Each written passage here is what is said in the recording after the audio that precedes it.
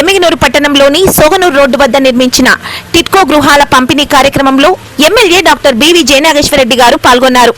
కార్యక్రమం ప్రారంభానికి ముందు ఎమ్మెల్యే గారు, జాయింట్ కలెక్టర్ గారు, టిట్కో ఎస్సీ గారు, మున్సిపల్ కమిషనర్ గారు, హౌసింగ్ కార్పొరేషన్ డైరెక్టర్ గారు, రాష్ట్ర కుర్ని కార్పొరేషన్ చైర్మన్ గారు, ఏఎంసీ చైర్మన్ గారు, కర్నూలు పార్లమెంటు ఉపాధ్యక్షులు, స్థానిక నాయకులు మరియు లబ్ధిదారులతో కలిసి ప్రత్యేక పూజలు నిర్వహించి అపార్ట్మెంట్ గృహాలను ప్రారంభించారు.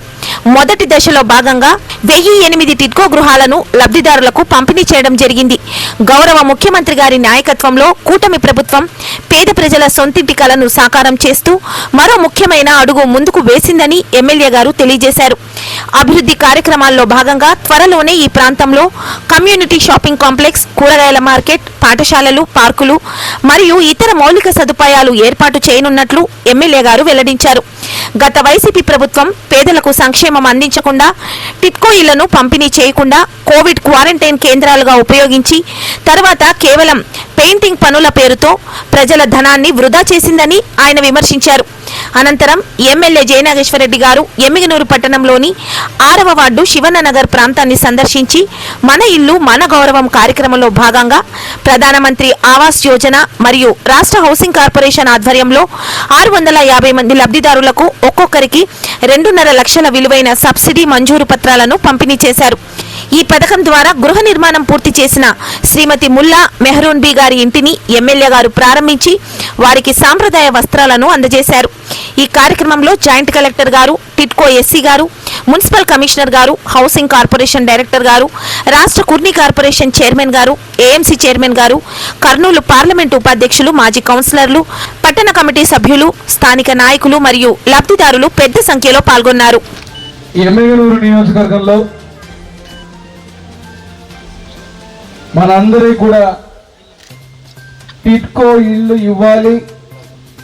ఇవ్వాలన్నప్పుడు వేదిక మీద ఉన్నటువంటి జేసీ గారు, నూరుల్ గారు, హౌసింగ్ డైరెక్టర్ రామకృష్ణ గారు, కార్పొరేషన్ కుర్ని కార్పొరేషన్ చైర్మన్ మిన్నప్ప గారు, భాస్కర్ల చంద్రశేఖర్ గారు, తెలుగుదేశం పార్టీ ఉపాధ్యక్షులు, కమిషనర్ గారు, పట్టణ కమిటీ, అదే రకంగా టౌన్ ఎమ్మిగనూరు తెలుగుదేశం పక్క స్థలాలు లేవు, ఇళ్ళు లేవు, ఉండటానికి నరకప్రాయంగా ఈరోజు 3,000 4,000 బాడుగలు కట్టుకొని ఉండాలంటే చాలా ఇబ్బంది అవుతోంది. ఏమి చేసినా ఏమి చేయకపోయినా మీరు దయ ఉంచి మాకు ఇళ్ళు ఇవ్వాలా, ఆ ఇళ్ళు ఇస్తే మా కుటుంబాలన్నీ సంతోషంగా ఉంటారు. ఇళ్ళు ఇవ్వాలన్నప్పుడు నేను చాలా ఆలోచన చేస్తే నా ఆలోచనకు రూపాన్ని ఇచ్చినటువంటి మన నాయకుడు ముఖ్యమంత్రి వర్యులు నారా చంద్రబాబు నాయుడు గారు.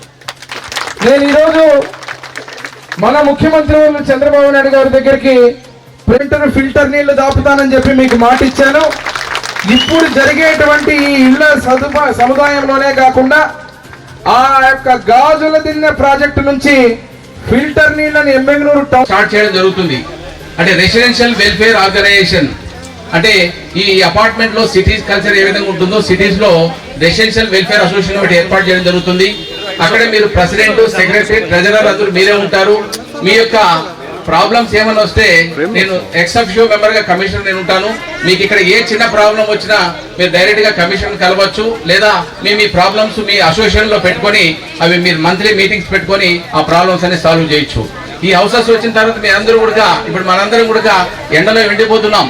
అట్లా కాకూడదు.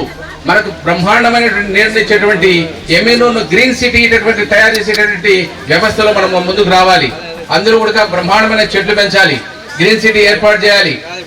కాబట్టి ఎవరైతే ఇల్లు ఇచ్చారో ఈ ఇల్లు తీసుకున్న తర్వాత మీరు అందరూ కూడా మీ కాళ్ళ మీద నిలబడి ఎవరైతే ఇక్కడ బడుగు బలహీన వర్గ ప్రజలు ఎవరైతే ఉన్నారో స్టాండర్డ్ ఆపరేషన్ ప్రొసీజర్ ప్రకారం అందరికీ ఇల్లు ఇవ్వడం జరిగింది.